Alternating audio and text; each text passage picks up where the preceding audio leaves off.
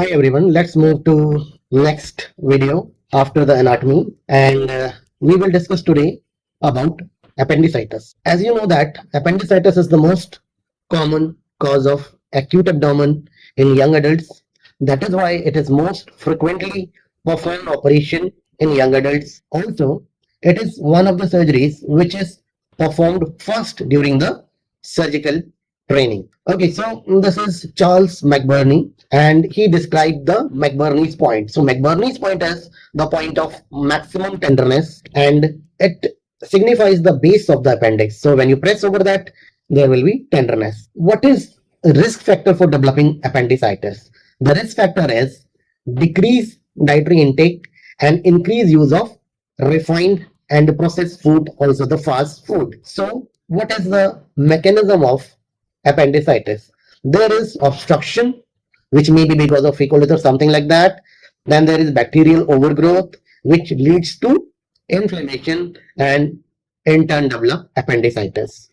So the causes of luminal obstructions are fecalith. If there is fecalith, you can do appendicectomy prophylactically. Stricture, tumor, parasites. In parasites, Enterobius vermicularis and Ascaris lumbricoides are important. Some food particles like maybe some seeds or some vegetables can go and obstruct the lumen. Some viral infections and lymphoid hyperplasia. Okay, if we talk about the most common organisms isolated in that, it is Bacteroides fragilis, more common than the E. coli.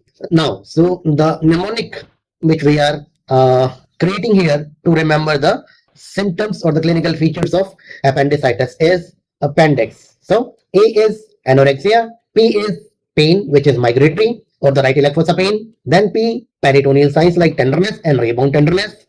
E for elevated temperature, N for nausea, D for dominant neutrophilia, I for increased TLC, and the surgery which is done is through gridiron incision, that is X. Now there are some signs which are important, which are asked in the examinations, and you should be aware about that. There is a Rovsing sign. When you press over the left iliac fossa, the pain will be on the right side because the appendix is inflamed. There is Psoas signs. Okay, here it is shown as flexion, but yeah, it is extension. When you extend the right hip, there will be pain in the right iliac fossa. There is Dunphy sign. It is pain on cuffing. There is Obturator sign. When you internally rotate the right hip, there is appendicitis. It signifies pelvic appendicitis. 10 horn sign is pain in the right iliac fossa when you press and pull the testis at the superior aspects. It means the cord structures. There is Blumberg sign. Blumberg sign is what? Rebound tenderness. When you press and leave, there is pain.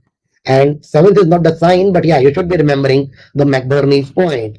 You press there and there is maximum tenderness, which signifies the base of the appendix. Thank you so much. Again, I will say like, share, subscribe, and press the bell icon until we meet.